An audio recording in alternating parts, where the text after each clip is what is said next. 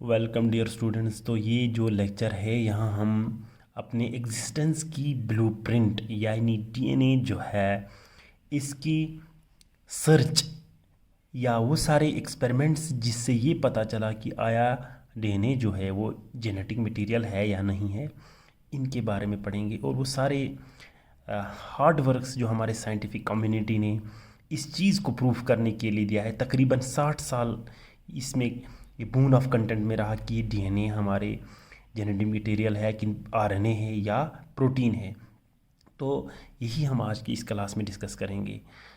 DNA की discovery की जहाँ तक बात है, ये एक स्विस फिजिशियन फ्रेडरिक मिस्टर ने 1869 में पस सेल से किया, तब इन्होंने इसका नाम न्यूक्लिन रख दिया था।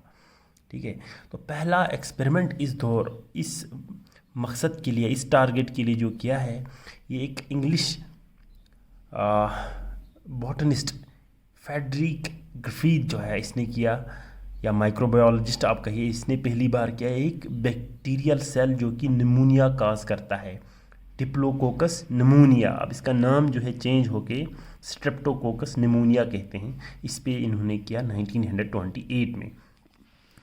फ्रेडरिक ग्रिफिथ ने क्या किया, उसने 2 बैक्टीरियल स्ट्रेन ले लिए। इस स्ट्रेप्टोकोकस निमोनिया के 2 स्ट्रेन उसने लिए, 2 टाइप्स ले लिए। एक जो रफ टाइप कहता था या आर टाइप कहता था। इस बैक्टीरियल सेल में बाहर से कैप्सूल नहीं होता था, लैक्स इन्वेलप, और इसकी बाहर से जब कैप्सूल नहीं होता था तो इसका एक सेल वॉल ही जो है अब बच गया, वो एक रफ अपीयरेंस लगता था, उस वजह से इसका नाम रफ टाइप इसने रख दिया। और ये एवायरुलेंट होता है क्योंकि आपको पता है कि बैक्टीरियल सेल में अक्सर जो डिजीज़ काजिंग प्रॉपर्टी उसकी कैप्सूल के साथ होता है, जो कि मैं आप लोगों को बैक्टीरियल कैरेक्टरिस्टिक में पढ़ा चुका हूँ। ठीक है, तो ये रफ टाइप था एक स्ट्रेन, इसका आर टाइप या रफ टाइप। ठीक है, ये क्या था कि इसके ऊपर कैप्सूल नहीं होते थे, एनवेलप नहीं होते थे, ये एवायरुलेंट होता था, यानी कि ये जो है जब आप इस माइस को ये इंजेक्ट करता था या माउस को, तो इससे ये निमोनिया नहीं होता। एक ये स्ट्रेन लिया। दूसरा जो है इसने एस टाइप लिया, स्मूथ टाइप। इस बैक्टीरियल स्ट्रेन में क्या होता था कि बाहर से इन्वॉल्व होता था सेल वॉल के ऊपर या कैप्सूल, जिसकी वजह से ये वायरुलेंट है। वायरुलेंट कहने का मतलब है it causes pneumonia into the माइस या माउस में। ठीक है, अब ये 2 बैक्टीरियल स्ट्रेन लेके ये इसको इंजेक्ट कराता है किसमें, माइस के अंदर या माउस के अंदर। ठीक है, सबसे पहले इसने आर टाइप को इंजेक्ट जब माउस के अंदर किया, तो क्योंकि आर टाइप में जो है इन्वेलप होता नहीं था, ये एवायरुलेंट है, तो माइस में जो है वो निमोनिया नहीं होता है, और जब निमोनिया नहीं होगा तो माउस जो है वो सरवाइव किया। ठीक है, दूसरे में इसने क्या किया कि जो एस टाइप है, स्मूथ टाइप जो है, इसको इंजेक्ट करता है किसके अंदर, माउस के अंदर, तो माउस में जो है वो निमोनिया जो है ये डेवलप हो जाता है और उस वजह से ये किल हो रहा है। तो 2 ये एक्सपेरिमेंट पहले। उसके बाद क्या करता है, क्योंकि एस टाइप से अब निमोनिया हो रहा है और किल हो रहा है माउस, अब इसने इस एस टाइप को हीट शॉक देके किल किया, यानी कि एस टाइप जो था इसको हीट किल किया या हीट शॉक दिया। उसके बाद उसी डोज को इंजेक्ट किया किसके अंदर, माउस के अंदर।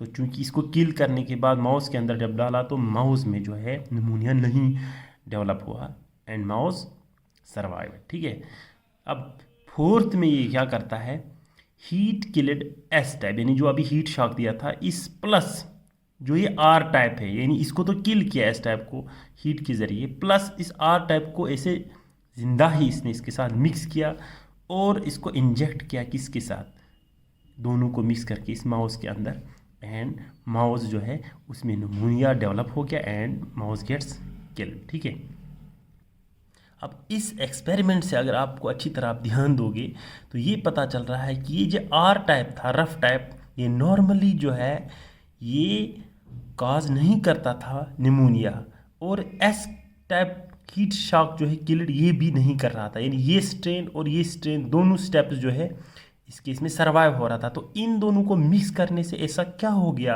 कि जिस वजह से माउस में जो है ये इसमें निमोनिया जो है डेवलप हो गया और ये किल हो गया।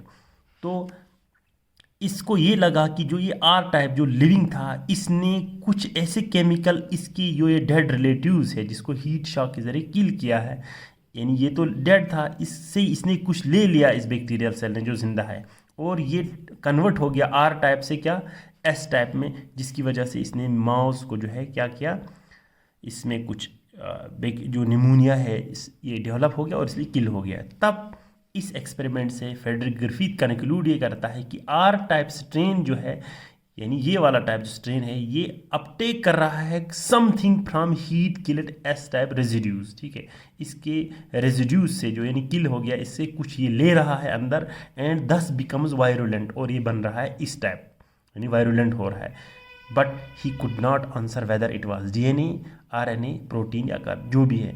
बहरहाल ये क्या ये ले रहा है जो एस टाइप से ये आर टाइप, ये क्या इससे ले रहा है, DNA ले रहा है अपने इस डेड रिलेटिव से, या RNA ले रहा है, या क्या ले रहा है, ये इस वक्त फ्रेडरिक ग्रिफिथ को अपने एक्सपेरिमेंट से पता नहीं चल रहा है। ठीक है, और ट्रांसफॉर्मेशन कहते ही इसी प्रोसेस को है, uptake of naked DNA of dead bacterial cells from surrounding medium by a living bacterial cell.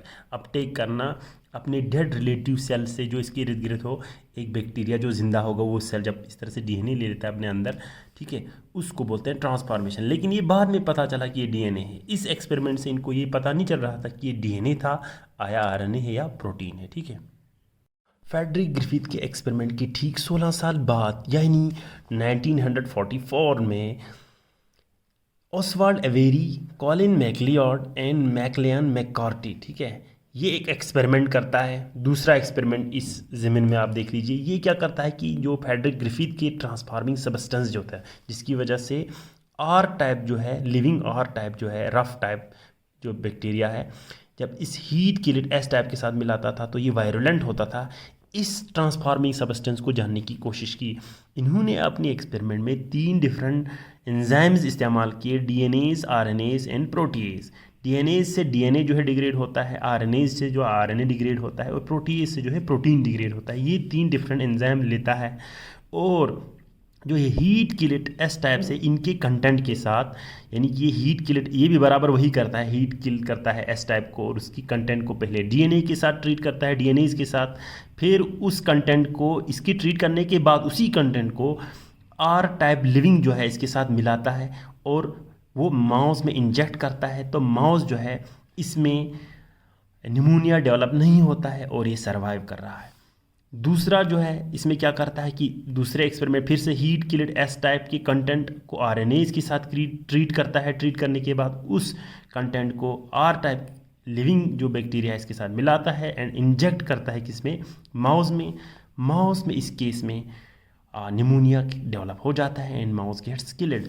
Third में ये क्या कर रहा है कि अब इसी हीट किल्ड एस टाइप की जो कंटेंट है इसको प्रोटीएज के साथ ट्रीट करता है, ठीक है, और उस कंटेंट को फिर मिक्स करता है आर टाइप जो बैक्टीरिया है इसको लिविंग कंटेंट के साथ इसको मिक्स किया, और यानी ये ट्रांसफॉर्मेशन के लिए ये प्रोसेस करता है, यहाँ पे देखने के लिए ट्रांसफॉर्म कौन सा वाला है। फिर उसको इंजेक्ट करता है माउस के अंदर, और माउस जो है इसमें फिर से निमोनिया डेवलप होता है और किल हो रहा है। देख लीजिए आप इस एक्सपेरिमेंट से ये क्या कंक्लूड कर रहा है। They concluded that only DNA can transform R type, यानी आर टाइप नॉर्मली एवायरुलेंट होता था, इसको ट्रांसफॉर्म करता है इनटू एस टाइप, यानी कि ये इन्होंने बताया बिल्कुल होता है। जैसे कि एक्सपेरिमेंट में आप ध्यान दोगे DNA ही था, नॉर्मली क्या होता था कि इसको और इसको नॉर्मल मिक्स करने से जो है बैक्टीरिया में जो है ये आर टाइप जो है ये इस माउस को किल करता ही करता था। जैसे यहाँ है देखो, heat killed S type plus R type, तो माउस में डेफिनेटली किल होगा, ठीक है। इसमें जो है होता था निमोनिया डेवलप और वो किल होता था। जब कंटेंट को अलग किया, सिर्फ DNA के साथ ट्रीट करने पे किल नहीं हुआ, बाकी दोनों में ये इसीलिए हो गया। देखो इस केस में और इस केस में इसलिए होगी कि DNA तो इसमें देखो इस वाले केस में प्रोटीन और RNA का मतलब जो कंटेंट था वो ठीक था, इंटैक्ट था, सिर्फ DNA को डिग्रेड किया। इसलिए यहाँ पे जब DNA को डिग्रेड किया तो माउस में DNA नहीं पहुँच, यानी आर टाइप में इसके DNA नहीं पहुँच पाया, इसलिए आर टाइप जो है वो अपना नॉर्मल टाइप रह गया और ये इसमें डेवलप नहीं हो गया निमोनिया। लेकिन RNAs को जब ट्रीट किया तो सिर्फ RNA डिग्रेड हो गया, प्रोटीन और DNA तो इसमें था इंटैक्ट ही, जिसकी वजह से आर टाइप जो है ट्रांसफॉर्म हो गया और माउस में क्या हो गया, निमोनिया डेवलप हो रहा है। और इसी तरह से प्रोटीएज पे आप जब ट्रीट किया तो सिर्फ प्रोटीन डिग्रेड हो गया, बाकी आरएनए और डीएनए जो है इसमें इंटैक्ट था, जिसकी वजह से आर टाइप जो है ट्रांसफॉर्म हो गया। और इसमें भी जो है माउस में जब इंजेक्ट किया तो उसमें क्या हो रहा है, निमोनिया डेवलप हो रहा है। ये एक बहुत आसान सा एक्सपेरिमेंट इन्होंने किया, लेकिन अमेजिंगली इस एक्सपेरिमेंट से साइंटिफिक कम्युनिटी जो है वो कन्विंस नहीं हो रहा है। क्यों नहीं हुआ, ये उनकी किस्मत का सवाल है, लेकिन इससे ये लोग क्या बोल रहा है, कन्विंस नहीं हो रहा है इस एक्सपेरिमेंट से। फिर आता है हमारा तीसरा एक्सपेरिमेंट इस ज़मीन में। डीएनए एज जेनेटिक मटेरियल की सबसे बड़ी एक्सपेरिमेंट अगर आप कहेंगे तो नोबल प्राइज़ विनिंग जो एक्सपेरिमेंट है, ये अल्फर्ट हर्शे एंड मार्था क्लॉन चेज ने किया 1952 में बैक्टीरियोफेज। इसमें बैक्टीरियोफेज वायरसेस को कहते हैं जो बैक्टीरिया को क्या करेंगे, इन्फेक्ट करेगा। इन्होंने इस बेसिस को आगे रखते हुए कि फास्फोरस जो है वो डीएनए में होता है, सल्फ़र जो है प्रोटीन में होता है, क्योंकि डीएनए जो है इसमें नाइट्रोजनस बेस, पेंटोस शुगर और फास्फेट की एक बूंद होती है। इसी तरह से अमीनो एसिड जैसे कि मिथ्योनिन, सिस्टीन वगैरह, इनमें क्या होता है, इनमें हर सल्फ़र होता है, तो यही अमीनो एसिड बाद में प्रोटीन बनेगा। तो इस बेसिस को आगे रखते हुए इन्होंने कुछ रेडियो एक्टिव आइसोटोप्स लिए, किसके, फास्फोरस के भी और सल्फ़र की। Phosphorus 32 and sulphur 35 radio active. ठीक है, रेडियो एक्टिव इसीलिए क्योंकि ये रेडियो एक्टिविटी डिके करता है, इनकी रेडिएशन बाद में इजीली हम डिटेक्ट कर सकता है ऑन रेडियो, मतलब इनकी स्क्रीन फिल्म पे। ठीक है, अब दो ग्रुप बना है फैज की। एक फैज ग्रुप जिनको ग्रो करवा दिया किन में, radio active phosphorus containing medium पे। ठीक है, और इनके डीएनए जो है इनको टैग हो गया। क्यों, क्योंकि आपको पता है कि फास्फोरस जो है ये डीएनए में चला जाता है, न कि प्रोटीन में चला जाता है। तो ये फैज ग्रुप वो था जिनकी डीएनए को एक्चुअली इन्होंने इस रेडियो एक्टिव आइसोटोप्स के साथ क्या किया, टैग किया। दूसरा ग्रुप जिनको ग्रो किया radio active sulphur containing medium में, तो इनके प्रोटीन टैग हो गया। क्यों, तो इनके प्रोटीन इसलिए टैग हो गए क्योंकि सल्फ़र जो है ये प्रोटीन इसमें चला जाता है, तो ओबियसली क्योंकि अमीनो एसिड्स का हिस्सा होता है तो प्रोटीन में जाएगा, इनकी डीएनए इसमें टैग नहीं हो जाएगा क्योंकि सल्फ़र डीएनए में नहीं प्रोटीन में होता है। तो ये दो ग्रुप। ठीक है, अब क्या किया उन्होंने, इन्हीं रेडियो एक्टिव जो दो ग्रुप के फैज हैं इन पे इन्फेक्ट करवाया ई कोलाई को, क्योंकि बैक्टीरियोफेज है तो बैक्टीरिया को ही इन्फेक्ट करेगा। अब इन्फेक्ट कराते हुए दो तरीके से, ये देख लीजिए। पहला ग्रुप जिसमें डीएनए को यानी कि इनकी फास्फोरस जो है इसको टैग करा रहा है रेडियो एक्टिव आइसोटोप्स के साथ, तो इनकी जीनोम जो है, यानी एक फैज है, फैज के बाहर से प्रोटीन कोड होता है, अंदर से इनका जीनोम होता है। तो इस केस में इनकी जीनोम यानी डीएनए जो है उसको रेडियो एक्टिविटी आ जाता है।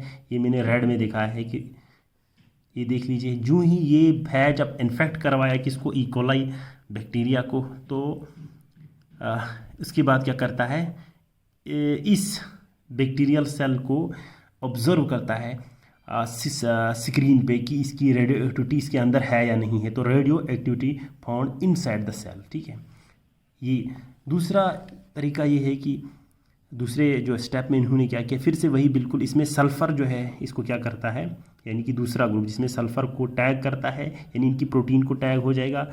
अब ऐसे जो इसमें ग्रो कर रहे हैं फायर जो है इनकी प्रोटीन जो है वो टैग हो गई, क्योंकि सल्फ़र जो है प्रोटीन का हिस्सा बन जाएगा, तो प्रोटीन टैग हो गया।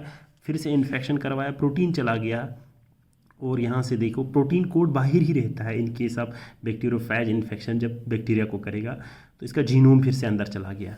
अब इस दूसरे एक्सपेरिमेंट में इन्होंने ये देखा कि रेडियो एक्टिविटी जो है वो आउटसाइड द सेल, यानी जब प्रोटीन के केस में तो रेडियो एक्टिविटी जो है बाहर रह गया, डीएनए के केस में जिसमें टैग किया था तो रेडियो एक्टिविटी अंदर देखा गया सेल के अंदर।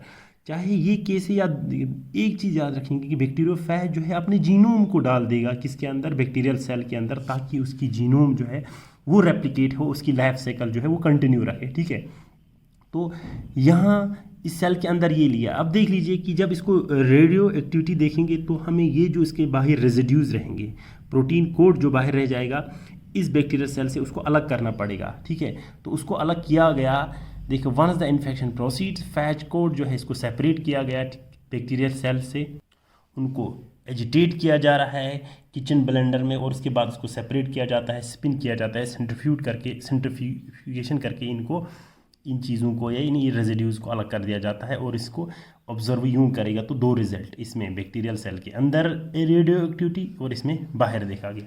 ये बहुत आसान, इस एक्सपेरिमेंट से देख लीजिए, बैक्टीरिया विच इन्फेक्टेड किसके साथ, Faiz having radio active DNA, उनके अंदर रेडियो एक्टिविटी देखा गया, इंडिकेटिंग डीएनए जो है इसके अंदर चला गया, जीनोम।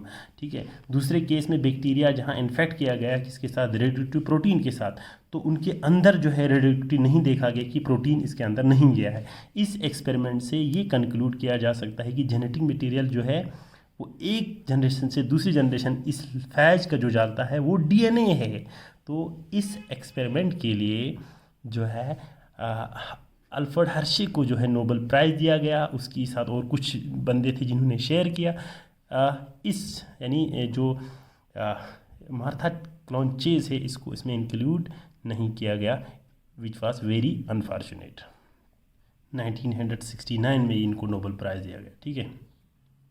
ये है फ्रैंकल कॉनराड जो है, ये एक जर्मन माइक्रोबायोलॉजिस्ट, या इसने भी एक्सपेरिमेंट किया था 1957 में, जिससे ये टबाको मोज़ेक वायरस, एक वायरस है जो टबाको प्लांट्स के लीव्स को जो है इन्फेक्ट कर देता है।